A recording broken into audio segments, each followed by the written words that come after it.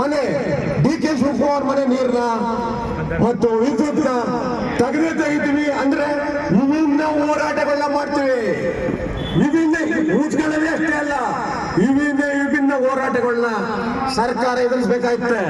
ಇದ್ರ ಜೊತೆಗೆ ಏನು ಸೆಂಟ್ರಲ್ ಗೌರ್ಮೆಂಟ್ ಪ್ರಧಾನಮಂತ್ರಿ ತಾರತಮ್ಯ ನೀತಿ ಮಾಡಕ್ ಕಳಿಸಿದಾರ ಅವರು.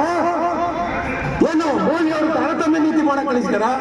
ಯಾಕಂತಂದ್ರೆ ಭೂಗತ ಇದೆ, ಚರಂಡಿ ಇದೆ, ವಿದ್ಯುತ್ ಇದೆ. ಏನರ್ಥ?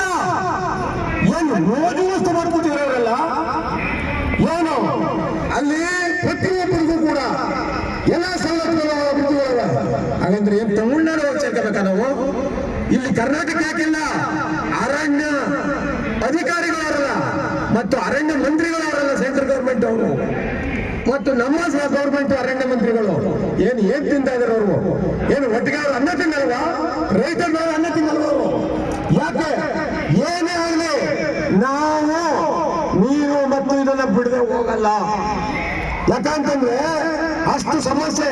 ಈಗ ಕನಕಾ ಮೇಡಮ್ನವರೊಬ್ರು ಮಾತಾಡಿದ್ರು, ಎಂತ ಹೃದಯ ಕಠೋರವಾಗಿರೋರು ಕೂಡ ಹತ್ತು ಬಿಡ್ಬೇಕು, ಹೋರಾಡ್ಬೇಕು, ಆ ರೀತಿ ಮಾತಾಡಿದ್ರು.